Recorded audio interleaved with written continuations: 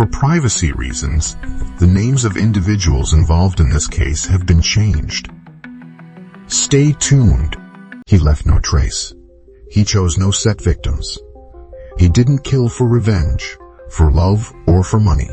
For years, he roamed dozens of states across the United States, leaving behind mysterious disappearances, unexplained deaths, and huge question marks that have never been connected. No one knew who he was until a young girl in Alaska disappeared one snowy night. And that's when the name Caleb Mercer stepped out of the shadows. A killer with the mind of a strategist, a heart of ice, and time on his side. Can you believe that someone buried a murder weapon years ago, only to return in time and end the life of a stranger? He did it. And more than once. Where every unsolved mystery contains secrets that want to be revealed, step into the darkness and explore them with us. Don't hesitate to leave a like as an encouragement for us, and don't forget to subscribe to the channel and turn on the notification bell to update the most classic cases. Caleb Mercer, an American veteran, is known as one of the most feared and mysterious serial killers in America. Unlike most serial killers, he did not follow a set pattern, did not choose his victims based on certain characteristics, and always tried to avoid leaving any traces. When the truth was revealed, it was like a nightmare that spread from state to state in horror across the country. Caleb Mercer was born on January 7, 1978, in Richmond, Utah, into a large family of radical and religious extremists. His parents were populist Bible students who opposed government, public education, and modern society. The family lived in isolation, largely cut off from the outside world. When Mercer was just a few years old, his family moved to a remote, wooded area in Colville, Washington. The log cabin they built themselves had no electricity, running water, or telephone. They refused to send their children to public schools, rejected any government intervention, and even forbade listening to music, watching television, or reading non-biblical books.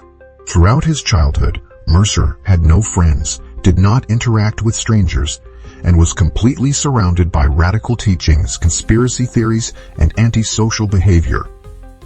This planted the seeds of a distorted and insensitive mindset towards the outside world.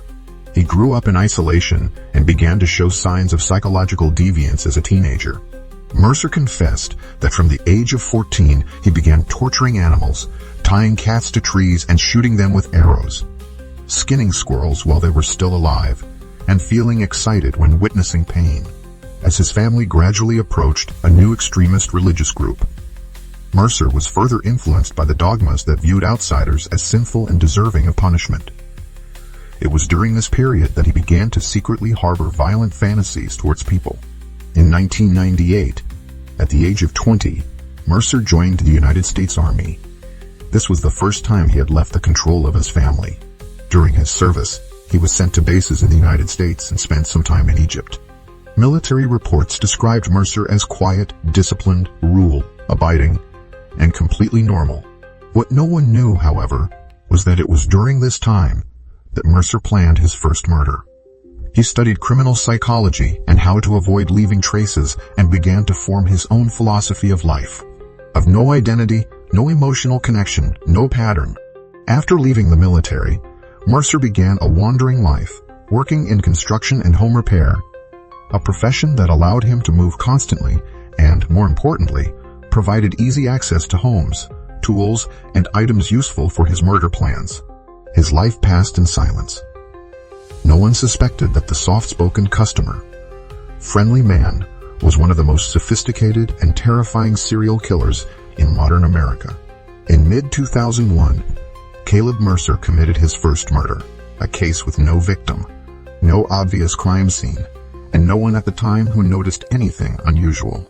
Mercer was living near a remote forest in Oregon, where he had lived with his family as a teenager. According to his later confession, he had been following a young couple camping near the Deschutes River, a secluded area. He did not know them.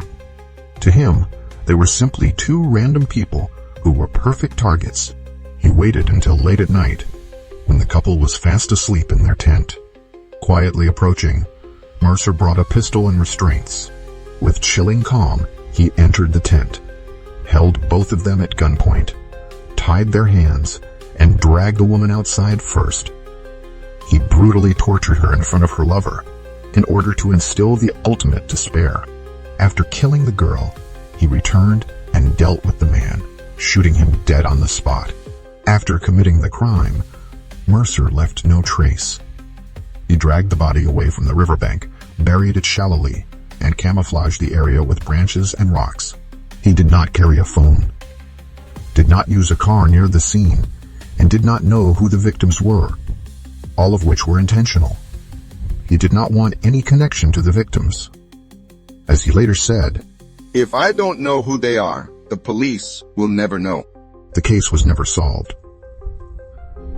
The identities of the two victims remain unknown, and Mercer never revealed their names, despite clearly admitting to killing them. First murder did not fill Mercer with fear or remorse, but rather it filled him with excitement, control, and power. He began to understand one thing: killing was a game that he could manipulate and control down to the last detail, and it was that control that he was addicted to. After this case, Mercer became more confident and sophisticated. He began traveling to commit crimes, preparing kill kits and burying them in different locations across the United States, including guns, ropes, blood tubes, shovels, bleach, glue, and garbage bags. Years later, when he was arrested, he confessed that he may have buried dozens of such kits and could not remember all of them. For Mercer, each murder was an art, a project planned long in advance, and that is why, for more than a decade, no law enforcement agency could connect him to any specific case. That first murder, the couple camping in the woods, was forever unsolved. But for Mercer, it was the first door he opened into the darkness of no return. After years of wandering through dozens of states in the U.S. and committing murders without anyone knowing, Caleb Mercer finally brought himself into the light because of a mistake. He chose a victim too close to where he lived. On the evening of February 1, 2012, in Anchorage, Alaska, where Mercer lived with his girlfriend and young daughter, he began his plan to kidnap his next victim. The victim was Alyssa Monroe, an 18-year-old girl who worked at a coffee shop in a trailer, a type of stall very popular in Alaska. Mercer had been following Alyssa for a while, knowing that she often worked the night shift alone in a small, deserted kiosk.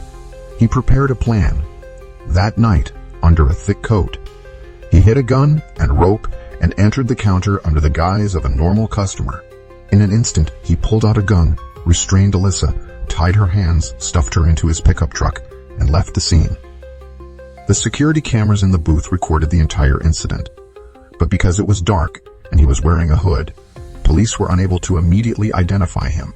He drove home, where he had prepared a small shack in the backyard, far from the main house where his girlfriend and daughter slept. In the cold Alaskan darkness, Mercer held Alyssa captive, tortured her, and murdered her just hours after kidnapping her. But that was not the worst of it. In a cold and calculated act that chilled him, Mercer kept Alyssa's body in the house for several days. He froze her body in the shed, then used sewing thread, glue, and fishing line to keep her in place, applied makeup to her pale face, and even opened her eyes with glue. He then took a photo of her sitting as if she were alive, holding a newspaper dated February 6, 2012, to fake evidence that she was still alive, and sent it to Alyssa's family, along with a ransom demand. The Monroe family, in a panic and grief, turned the photo over to the police and the FBI. But Mercer never really wanted money. He just wanted to play a cat and mouse game and continue to witness the pain of the victim's family. After taking the photo and sending the ransom message, Mercer dismembered Alyssa's body and dumped it in Matanuska Lake, which was completely frozen in winter. He never intended for anyone to find her body, but his biggest mistake was using Alyssa's ATM card to withdraw money. Over the next several days, he withdrew small amounts from different ATMs, starting in Anchorage and moving south, deliberately creating a confusing itinerary to throw the police off track. The FBI quickly identified the withdrawal pattern, mapping out a route from Alaska, Arizona, and New Mexico, and finally Texas. They identified the vehicle, identified it via ATM cameras, and brought in federal agents to follow.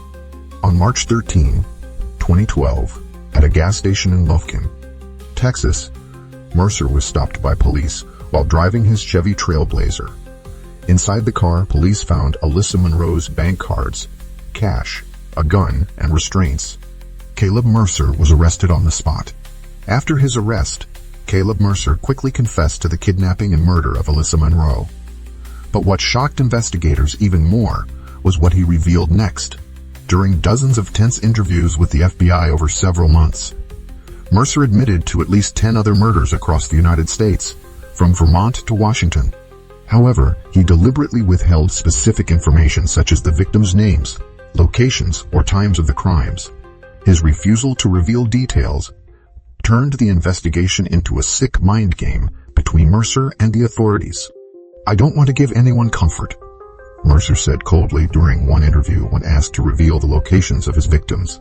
Unlike many serial killers who act on impulse or emotion, Mercer was calculating, patient, and uncompromising. He planned each murder months, even years, in advance. On cross-country trips, he buried kill kits in isolated locations. In the woods, abandoned cemeteries, and vacant lots near highways. Each kill kit contained a full complement of weapons: duct tape, plastic bindings, pistols, knives, large plastic bags, bottles of acid, and even small shovels and tarps to hide bodies. He would return to those locations years later, just to use the murder kits he had left behind. These tools were more than physical evidence. They were the clearest evidence of Mercer's level of initiative and cold-blooded ruthlessness. Mercer chose his victims completely randomly, without any clear pattern. Single women, couples camping, and tourists hiking. He chose his targets not based on personal characteristics, but only on favorable geographical conditions and the ability to conceal his crimes. This made him extremely difficult to track, because there was no typical victim type that investigators could rely on. Among the victims confirmed through Mercer's indirect testimony, the most notable case occurred in the summer of 2011 in Essex, Vermont. A couple, Mark and Elaine Spencer, mysteriously disappeared from their own home. There were no obvious signs of forced entry, no specific suspects. Only after Mercer confessed during interrogation did investigators piece together the details. He broke into their home in the middle of the night, restrained them both, forced them into a car, drove them to a remote area, then murdered and hid the bodies. He had no connection to the couple, and had never even been to Vermont before burying the kill kit there a few years ago. After the murder, he returned to the scene to clean up and erase traces, even bringing medical gloves and specialized cleaning products. As a result, the local police had absolutely no evidence to investigate, and the case was closed due to lack of facts. Caleb Mercer never appeared in court. Despite being arrested and held at the Federal Detention Center in Anchorage, Alaska, Mercer refused to cooperate completely. He spoke to FBI agents, but only in small, cryptic ways, as if he were conducting a complex game of chess, whose rules only he knew. During interrogations, Mercer requested special coffee, drawing paper, and even classical music to focus. He drew vague maps, painted strange symbols, and sometimes described the location of a body near the river with the iron bridge, but never specifically enough to lead to any real discoveries. "He was playing with time and with us," said one investigator. During his 8 months in custody, Mercer maintained a calm, almost complacent demeanor. He wrote letters, drew pictures, read psychology books, and sometimes sneered when asked about the families of his victims. Then, on the morning of December 2, 2012, guards found Mercer slumped in his cell, his throat slashed deeply with a razor blade hidden in his briefcase. Blood stained the floor and scrawled in red ink on the cell wall. "They are just tools. I am the only one with a will. Everything is under control, even my death." On the table, he left a drawing in black ink of a bird pecking at a corpse, its wings torn, but its mouth smiling mockingly. The FBI called him the killer of the shadows, who killed without a trace and died like a shadow. But Caleb Mercer's death did not mean the end of the story. Shortly before he committed suicide, prison investigators discovered a detail that made them shudder: 11 skull drawings, drawn in his own blood, hidden under the mattress in his cell. Each skull was different, nameless. Undescribed, just cold, emotionless drawings, as if they were signs of things that had never been told. Although no caption was left, many believe that they symbolize the 11 victims who were never found. The 11 silent graves he took to the grave. Although the FBI and investigators continue to search for kill kits and clues, many secrets have been buried forever with his death. The question remains, were they really 11 people? Or is there more? And if the blood skulls are just the beginning, then we still don't really know what he's done. Caleb Mercer's death not only ended an investigation, but also opened a maze of inescapable mysteries for the authorities. Immediately after his death, the FBI began combing through his papers, drawings, letters, and personal computers. They discovered dozens of pages of messy notes, torn maps, strange symbols, and inner monologues that seemed to belong to a madman. But the more they looked, the more they realized Mercer wasn't crazy. He was simply too smart. During the investigation, the FBI found at least 11 locations where Mercer allegedly buried kill kits, containers filled with the tools needed to commit a murder. Nylon rope, handcuffs, knives, body bags, guns, duct tape, bottles of acid, rubber gloves, blindfolds, and even gasoline cans and lighters. The locations were scattered across the United States. The Adirondack National Forest in New York, a wilderness in New Mexico, a Missouri River Reservation in North Dakota, an abandoned house in Washington, a frozen prairie in Montana, and many more. Most of the barrels were buried years before they were discovered, some as early as 2004. No one knows how many of them Mercer returned to and used. Every business trip, every trip with a girlfriend, and every short vacation could have been a murder and a body disposal. Excerpt from the FBI special report. Only 3 victims were identified after Mercer died. The rest is speculation, a tenuous connection between DNA traces, travel patterns, and the disappearance of people who were once considered runaways. The FBI launched a massive operation to find the remaining kill kits. But many of Mercer's maps were deliberately drawn with off-center coordinates, using his own units of measurement, and he appeared to have changed their locations several times to throw off the trail. Some of the boxes were discovered after locals were digging up dirt for roads or construction, all by accident. To this day, the name Caleb Mercer remains a dark mystery in the FBI files. No one knows how many people died at his hands. No one knows how many more death traps lie underground, waiting for someone to get lost and never return. Caleb Mercer died with secrets that no one but him knew. How many people had he murdered? How much pain was hidden under the cold ground, in the deep woods, and in the frozen lake? And how many kill kits had not been found, still lying there, silently, as if waiting for someone to accidentally walk in? Many families across America still have no answers. Missing loved ones, once thought to have run away, committed suicide, or had an accident, may have become victims of Mercer's sick game. And now, they will never know for sure. The FBI still keeps the files open, still receives reports, and still quietly searches for clues from scribbled maps and vague statements. But no one dares to confirm anything, because Mercer, from the beginning, never left any real clues. Everything was just bait, a thick layer of smoke hiding a cruel truth. Somewhere out there may still be crates that have not been touched. Maybe someday, a hiker will stumble upon a rusty box in the woods, or a construction site will stop because of an unexpected discovery. And then, the long-dead name will be mentioned again. Caleb Mercer. There is no one left to question, no one left to prosecute. Only questions that will never be answered. Thank you for joining us today. If you enjoyed this story and want to dive deeper into more intriguing mysteries, be sure to subscribe and hit the notification bell so you never miss an update.